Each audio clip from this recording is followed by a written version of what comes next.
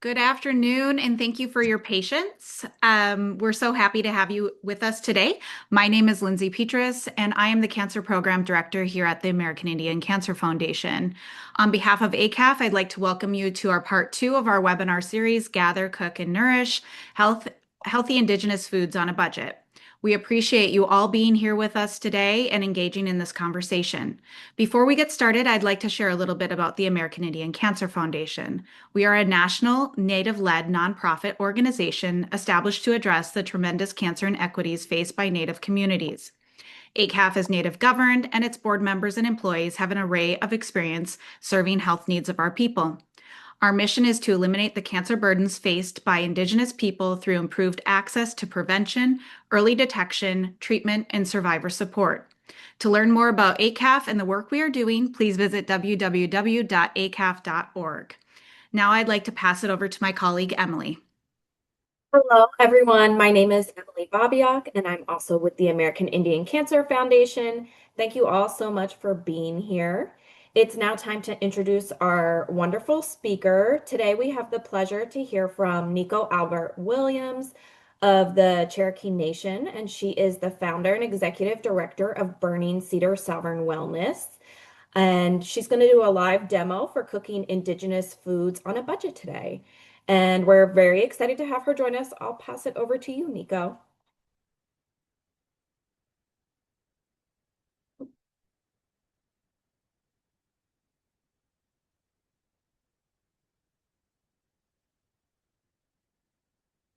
Oh, 1 second. Looks like we have to unmute.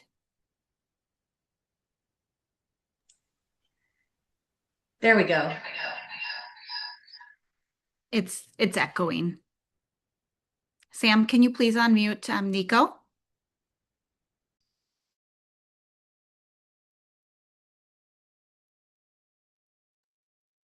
Not able to unmute. Okay, how's that?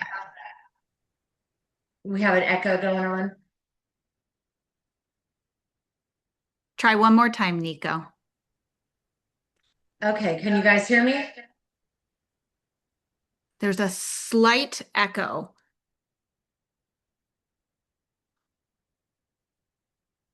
Thank you all for being patient with us.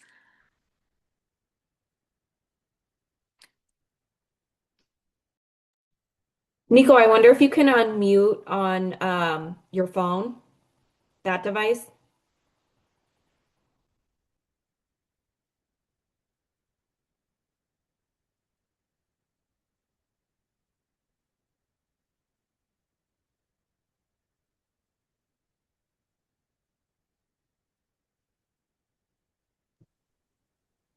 Okay, there we go. Let me go and Okay, fix our video then. perfect. Thank you. Yes, all set. Okay, are we back? Yes, thank you. Okay, let's try that again. Thank you, everybody. All right, so today I'm excited to share this recipe with you guys. We're going to be making a green chili braised turkey, and that's kind of going to be our base recipe. And I'm going to show you how you can turn that one dish into lots of different meals. So I'm going to share my screen really quick so that we can talk about this recipe. And let's find this.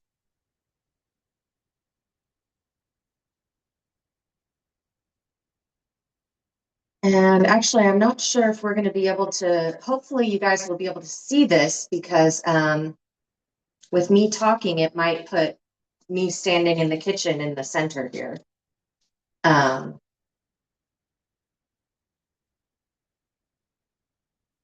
Is everyone able to see the screen share? We are not, but let me pull up the email from earlier, or maybe Emily can, and maybe we can share. And thank you again, everyone. This is the stuff that happens with webinars, so we'll get there. Emily, are you able to pull up that email from earlier? If not, I can go look for that. As Nico is Nico, are you able to kind of share a little bit while we find that email? Yeah, I can do that. Basically, what we've been talking about is cooking traditional Indigenous foods on a budget. And so a lot of the issues or the obstacles that we see in families when trying to figure out how to incorporate traditional Indigenous foods and healthier foods in a way that makes sense for a busy family, busy lifestyle, even a busy individual person, trying to figure out how to make these meals and make them affordable and make them convenient. So this is an example of a way that we can turn one recipe, one afternoon of prep into meals for, an entire week. And so the recipe that we're going to make, that's the base recipe, is my green chili marinade. It is a marinade that we're going to make with turkey today, but it actually works with all kinds of different things. If you have any kind of duck or chicken, a lot of folks will do it with pork, which is also, not a traditional protein source, but works just as well if you guys want to switch it up. But today we're going to be making it with turkey. And so the recipe is on our website, burningscedar.org. It's the green chili marinade. We also have, I have a printout or a PDF version for you guys that we can share after the webinar as well if we don't get it to pull up here. But the green chili marinade is super simple. And the concept here is that we're going to take a whole turkey breast. This is a whole bone-in turkey breast. We're going to use the meat from this to braise. We're going to get about 5 pounds worth of meat, which is way more than you need for one meal, especially for one person, but even for a family of 4. We're going to do serving sizes of about 5 ounces per person. And from what we talked about at the last webinar, the meat is really not going to be it's going to be the anchor of the meal. It's going to be the flavoring for the meal. But the bulk of the filling part of the meal is going to be things like ancient grains, like wild rice and quinoa, or we're going to do it taco style using tortillas and then having sides like rice and some freshly made beans.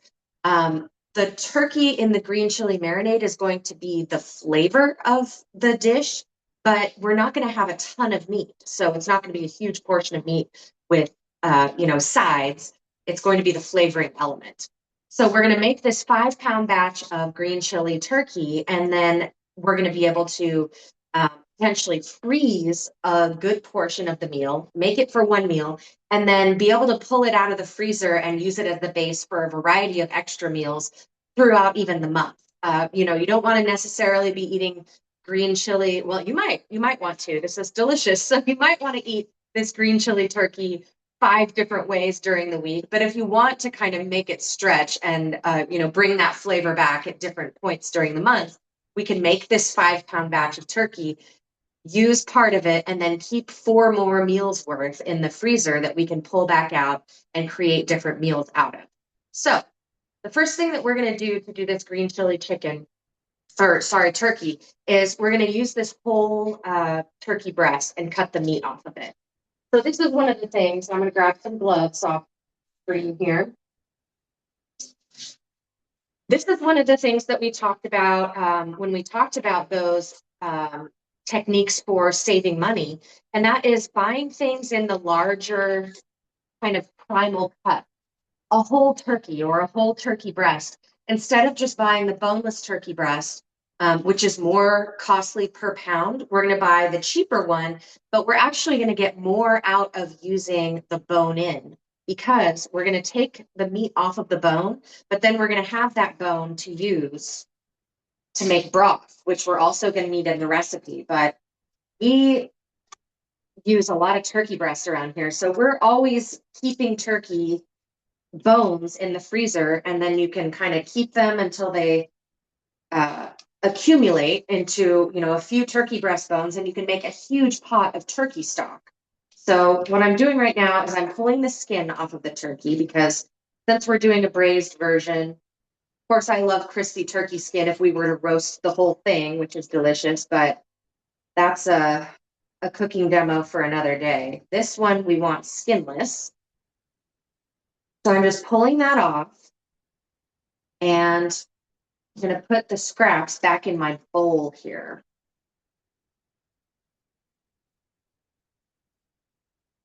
Just pull that whole piece of skin off. It comes off in one big piece.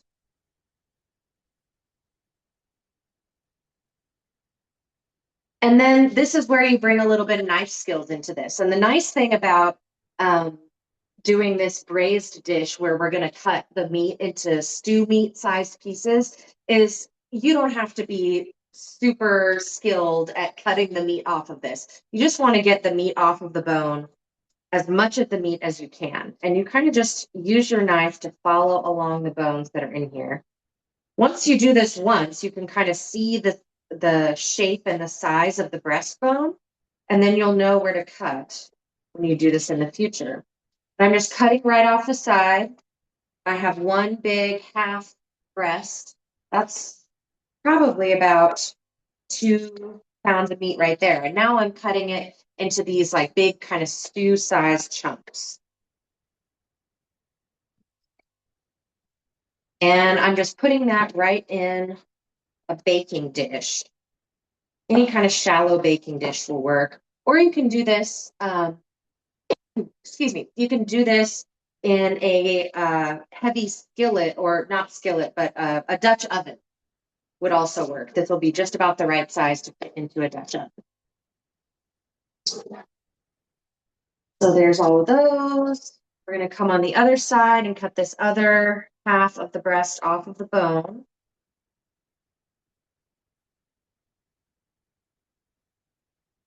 And this is really going to save all that money from doing the work yourself. You pay a big premium when you have somebody in a factory cut this off of the bone for yourself, but then you miss out on having the bones to make your broth, and you pay extra for something that takes maybe a minute and a half, 2 minutes to cut off the bone.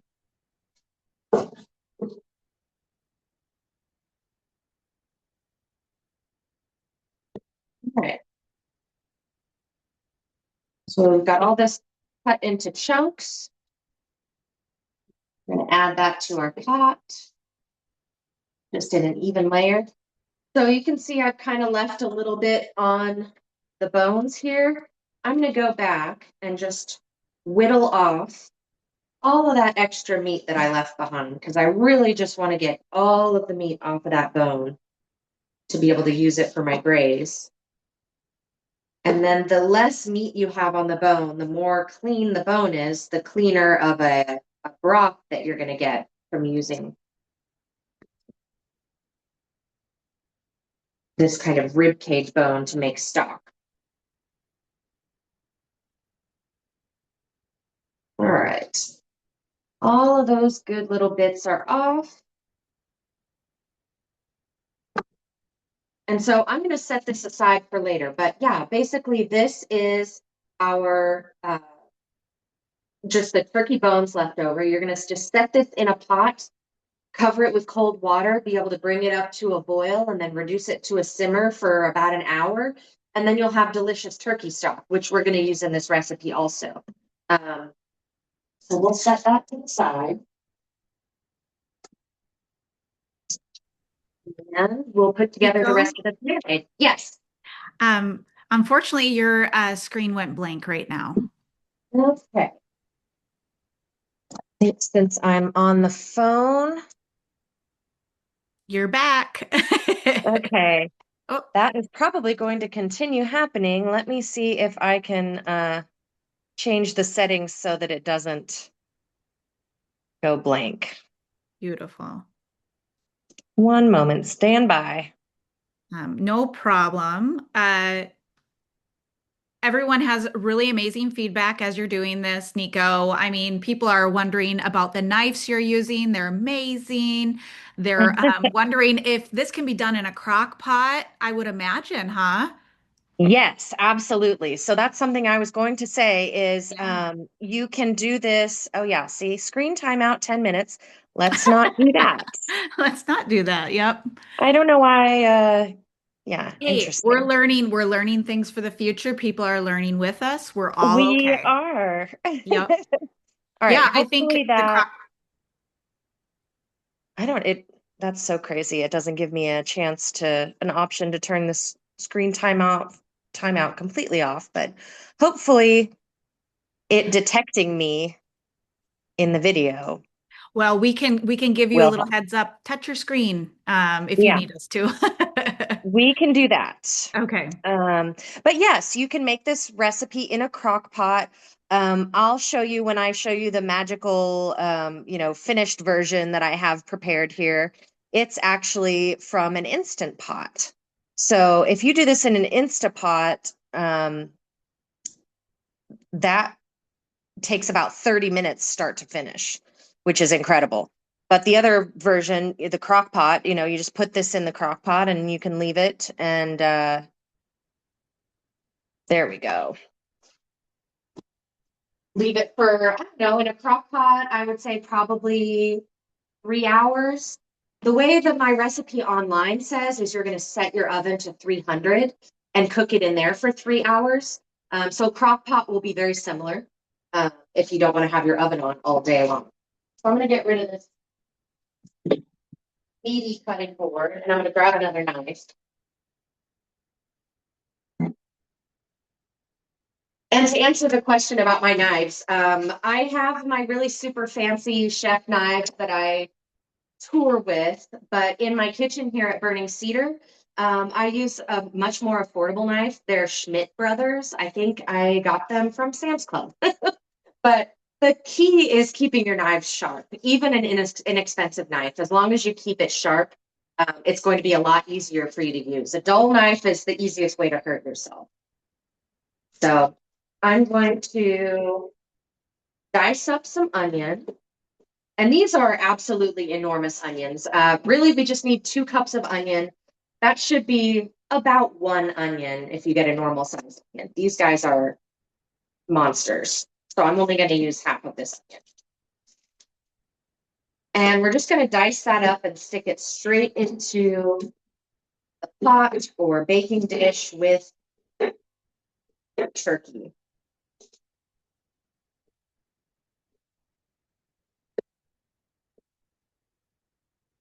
So I'm just doing kind of a small size dice. That's going to be enough to have a little bit of a bite of onion. I do want some chunks in there. We don't want it completely saucy. We want some onion pieces for all the different uses that we can get out of this recipe.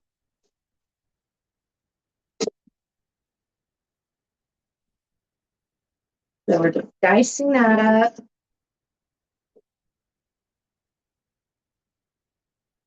And get our end piece here.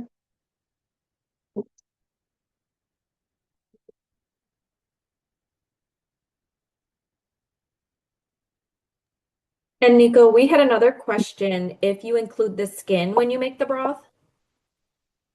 I do, yes. The skin has lots of good fat in it. The skin's going to include some of that collagen and stuff too. So we include the fat with the skin that has all of that fat in it, and it's going to make a nice kind of layer on top of all of that dappled fat. And fat can be a good thing, and fat from turkey is going to be a healthier fat that kind of incorporates some richness into the broth. So we definitely want to keep that.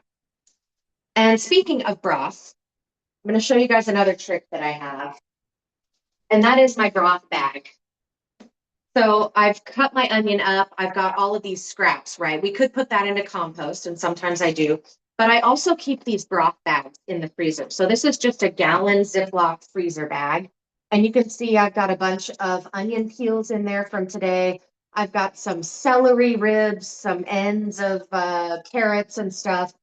Any kind of aromatic that you would normally put in a broth. So garlic peels, garlic that got a little soft in the fridge or something. The ends of your herbs, if you're using fresh herbs, you can put parsley, cilantro stems, rosemary stems, thyme stems, anything like that that has a nice aromatic flavor. You keep in these bags, and then I just keep this sealed in my freezer, and I keep adding to it. It doesn't matter if it's all, from one cooking session or if you have multiple sessions. As it's sitting in the freezer, it's all going to stay frozen. And then when you're ready to make that broth, you can take those turkey bones or any other kind of broth bones that you're trying to use. If you want to use, a lot of times, we'll do a quick meal with a rotisserie chicken. We save the bones from that in the freezer. And then we'll put all of that in a pot, cover it with cold water, Simmer again, simmer for like an hour, 2 hours until it's really fragrant and flavorful, and then strain it out. And then I keep it in deli containers. I freeze it up in these quart containers in my freezer. You can also freeze it in glass mason jars. You just want to make sure to leave a little room at the top for it to expand when it freezes. But then I've got all of this free, completely free broth made out of just scraps. And it's so much healthier for you than the stuff that you buy at the grocery store because a lot of times those broths have really high levels of sodium because they're making up for, not using great ingredients or for it sitting on the shelf for a long time. There's all those preservatives and stuff. And we really can't know what is in those broths. They kind of just say, chicken parts. It's not going to say specifically what that broth is. And it also, you spend a premium amount of money to buy broth when you can make it for free if you buy, whole bone-in meat and save your scraps. So I'm going to pop that back in the freezer. But that's one of my number one tips for saving money and making sure that you use every last bit of something that you're making. So now we're going to put, actually, I'm going to put this, I'm going to just sprinkle this onion. And that onion was huge, so I'm really only going to need part of that. Sprinkle that over the pan that you've got your turkey in, and then we're going to make the rest of this marinade. So the base of this is green chilies. These are the green chilies that I like to use. These are a Hatch green chili. Let's see if I can, yeah, there we go. You can use canned green chilies are fine. It's even more awesome if you grow some green chilies or buy them at the market. You can use a mixture of poblano chilies, Anaheim chilies. Those are the two that I like to use that I get at the market pretty regularly around here. If you're in the Southwest, there's a variety, even bigger variety. You could actually get Hatch chilies during chili season. But these jarred chilies are great too. And I buy them at a variety of different supermarkets, but they often go on sale. And then I really stock up. But this jar is about $3.50, I think. And we're going to pop that open. The fun part also is that this jar is 16 ounces. So this is exactly the 2 cups that I need for the recipe. And I love that. I love using the entire jar and not having leftovers. And also not having to open like 6 of those teeny tiny 4-ounce cans. That's really nice. So the jar is cool and I can recycle this. So I'm going to put half of this in my blender. That's about half. And then the other half I'm going to sprinkle over or pour over my turkey in the pan because I want those big chunks of green chili as well.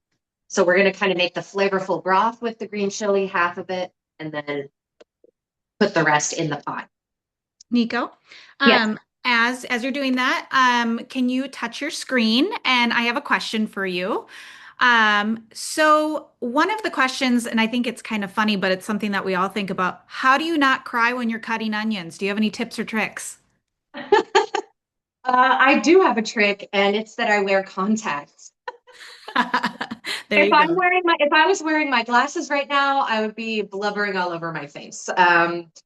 Sometimes people say if you put a little, like if you're chewing gum or like eat a piece of fruit or something while you're cutting your onions, it's all about the the kind of the vapors. You're smelling that onion really pungently and it's reacting with your eyes are having a reaction. So if you're tasting something else while you're cutting onions, that can offset the smell of the onions and kind of get your brain to not react quite so strongly. But yeah, the best trick that I've ever found is that my contacts are like a barrier for my eyes so they don't get stung by the onion juice. Can everyone see me again? Yes, We you were sure good. can. Okay, good. All right, so back to the marinade. We've got our green chilies. We're going to add a tablespoon of ground cumin, a tablespoon of salt, and then 2 teaspoons of black pepper. I like the fresh ground black pepper. I'm also going to do a 1/4 cup. Let me grab a spoon here. 1/4 cup of roasted garlic. You could use just regular fresh garlic for this as well if you don't want to roast it. I really like the roasted garlic. It's really soft and makes a good puree. And it kind of has a sweet flavor to it because of that roasting process. So there's our 1/4 cup of roasted garlic. And then we're going to add 2 cups of turkey broth. If you don't happen to have a broth batch made yet, you can definitely, buy your turkey broth for the first time, but then for sure start saving up those bones and you can have a batch of this and keep it in the freezer for future uses. And then this is another like use every last drop thing that I do is I like to pour a little bit in my jar that had the green chilies in it instead of trying to use a spatula to get it all out. I just use the broth to rinse out my jar, and that way I get every last little bit of green chili flavor. And then we'll pour the rest of that in here, and that's our 2 cups of broth. And this is going to go on the blender and get pureed. And a note about roasted garlic. So some folks will cut the top off of garlic, drizzle a little, like the whole bulb, the whole head of garlic, drizzle a little olive oil, wrap it in foil, and bake it in an oven for a while. You can find recipes to do that online. A trick that I like to do is when I like to keep big batches of the roasted garlic on hand. It keeps in the fridge packed in olive oil or regular, sometimes we'll use sunflower oil. It keeps in the fridge for a long time, or we also put it in small containers and put it in the freezer and pull that out whenever we have a recipe that needs roasted garlic. But that's a lot of garlic cloves, and it does cost more to buy the garlic that's already peeled. I do that sometimes because we use so much of it. I buy it in like 10-pound bags for a year. But another trick that I learned in the restaurant kitchen is, so I put all of my garlic cloves still in the peel whole. I just break the head apart and put it in a bowl like this. I put another bowl on top, and watch out for a terrible noise I'm about to make. I shake it like this. I'm only going to do that for a second, but you shake it for a good minute. And when you open up your bowl, magically, all of this garlic is peeled. It just kind of bounces it away from the peel. So you can peel a whole bowl's worth of garlic all at one time instead of sitting here picking the peel off of it. It just bounces the peel off for you. So now I've got all of my garlic completely peeled. Some of it might still be kind of stuck in the husk, but it pulls right off. So now you've got all that garlic. Oops. And so I'll show you guys this. I have a teeny tiny pot and I'll fill it with garlic like that. I'll do the whole head, cover it just to cover with a sunflower oil or some kind of neutral oil and put it on low heat on the stove. And once the garlic is completely soft all the way through, you just turn it off and let it cool. And then you can keep it in the fridge and use it for all kinds of stuff. We'll set that back aside. And pop this on the blender.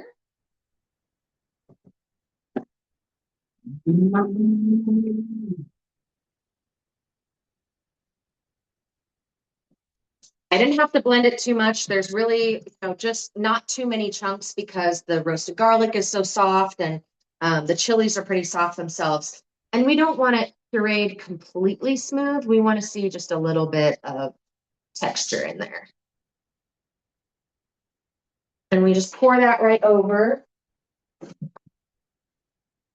And then I'll just grab a spatula and kind of take a look here. Recenter my pan. So you can see I'm just going to stir it around a little bit so that all the pieces are coated. And then we can cover this with foil, put it in the oven at 300 for about 3 hours until it's just completely fall apart tender. And we're going to have a beautiful green chili braised chicken that we can do all kinds of other dishes with. So I'm going to set this to the side and show you the finished product. Running out to the side.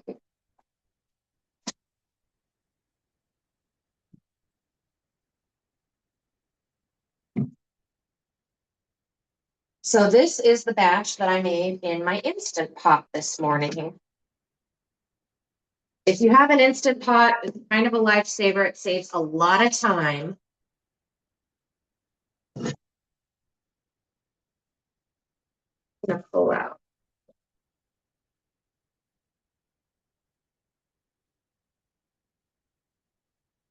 So I put this in my Instant Pot and set it on the poultry setting, which runs for 10 minutes.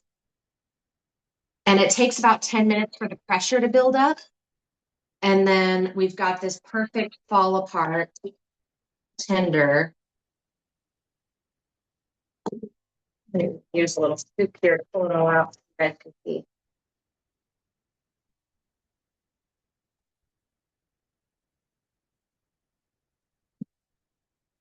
Okay. So again, I'm going to come around and show you guys the steamy finished product. You can see it just kind of falls apart. Really beautiful braised, awesome green chili flavor and garlic flavor all the way through. And now I can show you all the different ways that we can make this into meals. I'm going to set this to the side here. And I Nico, know that, yes. do you mind touching your screen? And there was a lot of interest in the broth. And so they were, some of the folks were saying, can it be frozen? How long is it good for when it's frozen? Once you make the broth, can it be canned as well, or is it just frozen? So there was a lot of interest. Yes. So the broth. I'm going to go back to my container here. Um, you can see I label these all up. I'll do a big, huge pot and get sometimes more of these than I can even fit in my freezer. I just keep them stocked up in there, and you can keep them for, I would say up to a year even. Frozen is just fine. You can also can your broth. The canning process when you're doing something without acid is a little more tricky. So you want to make sure that for food safety, you're, giving those the proper water bath in a pressure bath to make sure that they get blasted with enough heat and sealed properly, because it is, a meat-based product. There's potential for bacterial growth. So I usually opt for freezing because it feels a little less room for error, but you can definitely can it if you, if that's one of your skill sets and you know how to can safely with broth and meat-based things like that, you absolutely can. But again, I just keep this in the freezer for up to a year. I tend to run through it quicker than that, but you definitely can freeze it for long periods of time. And then in the fridge, it keeps for about a week. And so speaking of that broth, the first way that I will sometimes serve this is we've got a pretty good amount of broth in here. I know that's kind of hard to see. It's pretty soupy because when you cook it, you only put 2 cups of broth in the marinade, but the turkey gives off its own broth as it cooks. So it's gonna have a lot of really good, delicious broth in here as is. A lot of times I will turn this into a pozole. And as simple as taking a can of like Mexican style hominy, or you can cook your own hominy, make your own from dried corn, and add that to this pot, maybe add a little bit of extra broth to make it even brothier. And once you add that hominy, you can serve this as a pozole with a bunch of different toppings. That's my favorite part about eating that kind of really comforting corn and meat soup, is topping it with cabbage and radish and fresh onion and cilantro, even a little crumbled queso fresco if you like that. All of those are ways to kind of bulk that up and turn it into this one pot meal. So you can do that. That's the first method, is turning it into pozole by adding some hominy. Next method we like to do is doing grain bowls. So I'm going to get this out of my way and show you guys.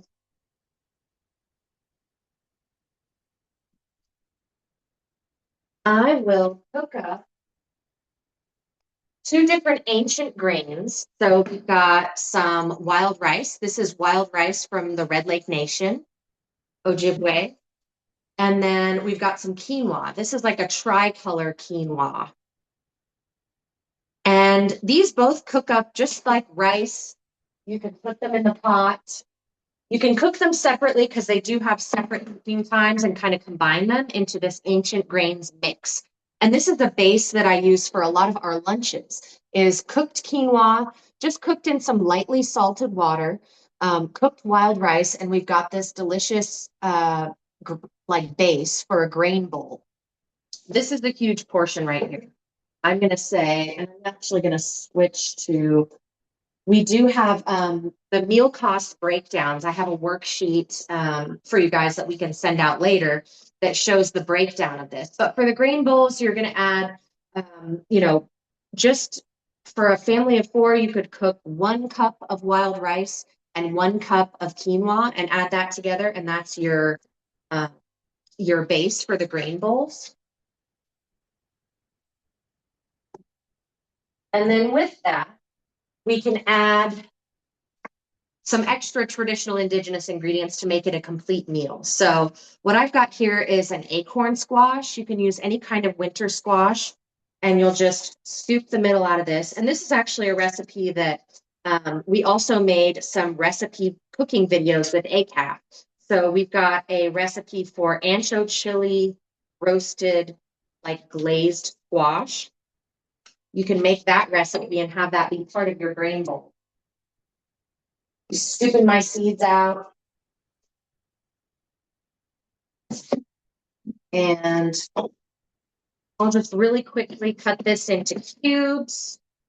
We want just like kind of bite-sized cubes for these grain bowls because they're really nice to just have everything cut into bites.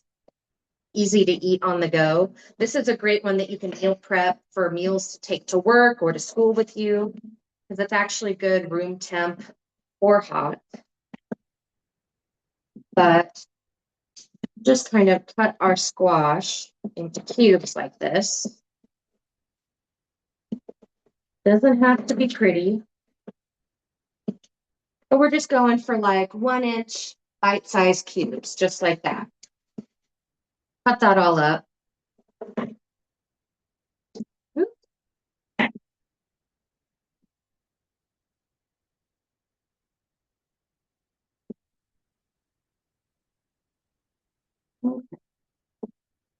That's all that good for now. I'll dice up the whole thing, but I just want to show you guys the technique here.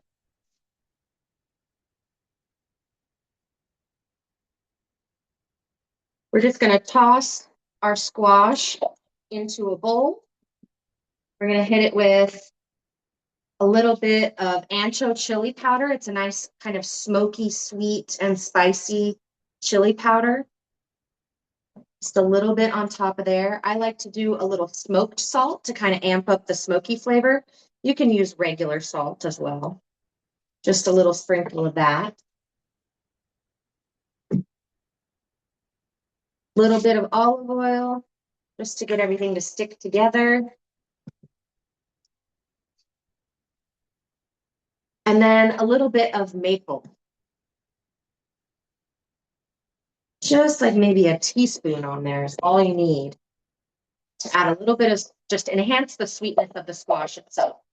And we'll toss all of that together until it's nice and coated. You can see all the pieces are seasoned up. And then we would put that on a sheet pan lined with parchment paper, just like this. Kind of put it out all in an even layer like that. You can see I've got some that's already cooked on the right-hand side, or I don't know if it's right or left for you, but the cooked side here, it's nice and roasted until the skin's kind of crispy. We always leave the skin on the squash, especially when it's an acorn squash like that, because it's a nice thin skin that has a good flavor and gets crispy in the oven. And it's full of fiber, so it's really important for digestion. And so I can build myself a little bit of a grain bowl by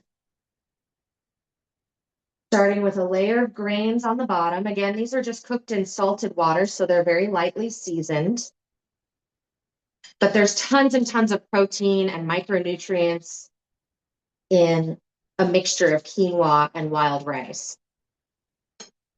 And then we can top that with some of this spicy, kind of sweet and spicy roasted squash on there. And then a portion of our green chili turkey. And I would even go and grab some of this broth with all of the chunks of chili and the pieces of onion and just drizzle that all the way over the top. And that's preparation number one. That's a whole lunch or dinner right there. A bowl full of ancient grains, full of protein. And you can see the meat is the seasoning of the meal, but it's not the main dish. It's not like a big steak with a couple sides. Where really the bulk of our meal is that wild rice, that quinoa, that plant-based protein full of micronutrients, and the squash that's going to have all of our fiber and vegetable nutrients. I can see my screen went out again. Nico, I was just going to prompt you to There we tap go. this. Yes, this looks delicious. Also, So we had a that's dish question. number one. I know we're running short on time because we started a little late. So I can quickly talk to you about, we did the pozole. I also will sometimes, I've got a whole baked sweet potato right here. I'll just bake these. I'll rub it in olive oil, toss it in some garlic pepper, bake it in just like a regular baked potato until it's baked all the way through. And then I'll cut that down the middle, give it a little squeeze. And we can serve that with the green chili turkey smothered on top of it. Another full meal where the turkey's the seasoning. Another version of this, make you a batch of cilantro lime rice. You've got white rice, mix in a little fresh squeezed lime and fresh chopped cilantro. That's going to be a nice flavorful side. You can serve that with some locally made tortillas. I've got a bag of tortillas right here.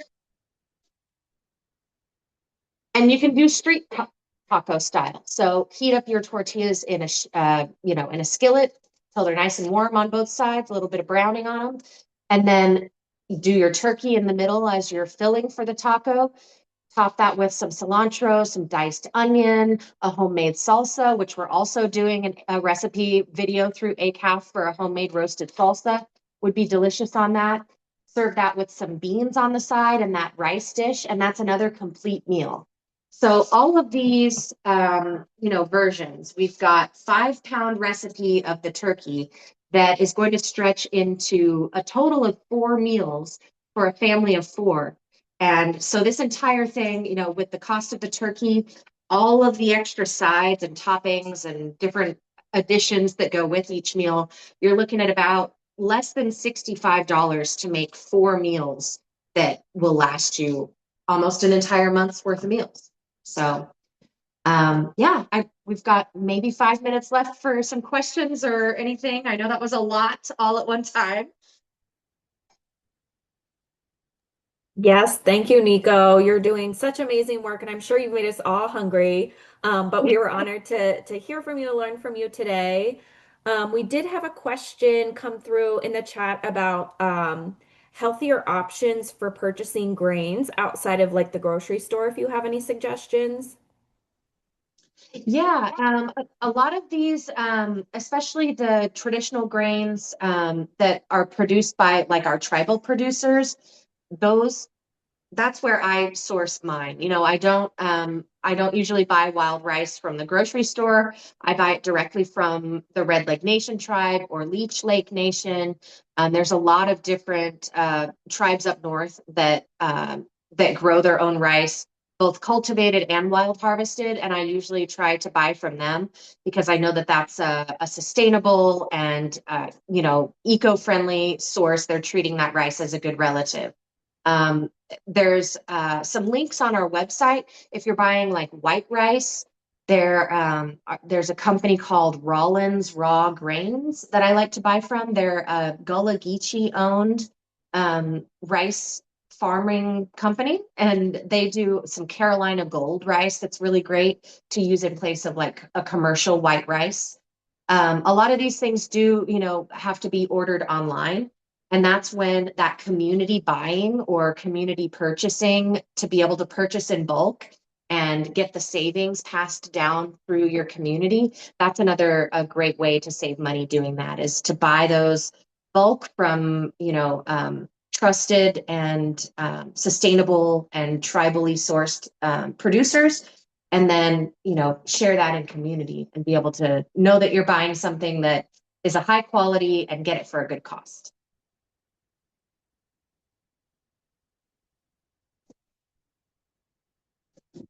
Excellent. So lots of questions. Somebody had asked, what is sumac spice? Sumac, gosh, I wish I had saved. I just processed all of our sumac. Sumac is a wild spice that grows on kind of a shrub type of bush. It's just a little bit taller than me. And it ripens in the late summer, and it's these bright red kind of berry looking things that grow. It's almost like an upside down uh, cluster of grapes, but teeny, teeny, tiny. They're like the size of peppercorns, but bright red. They look like torches when they're ripe out in, they grow all over the sides of the road here in Oklahoma, everywhere in like kind of sunny spots in meadows and things like that. But it's tastes kind of like earthy and tart and lemony. And so it's a spice that is also used in a lot of Mediterranean food. So you can often buy it online already made. And it's usually from a Mediterranean spice shop or something like that. Whole Foods and like Sprouts and some of those like higher end markets are carrying it in the spice aisle now too. But we forage our own. And so, yeah, late summer, you can go and gather those berries up. And it's really wonderful to add to anything that likes, any kind of lemony flavor. It's just a really like bright, tart type of seasoning. Excellent. Well, Nico, from all of us attending, from all of us with you, this was amazing. And I learned so much, and I know the attendees did as well. So I want to thank everyone for your attendance and engagement today. And thank you so much, Nico, for this wonderful webinar. It was so informative, and you are a trooper. You got through it, and we really appreciate you sticking with us. I just want to remind everyone, please fill out the survey as you close out today. It just really helps, us understand what you guys want to see in the future.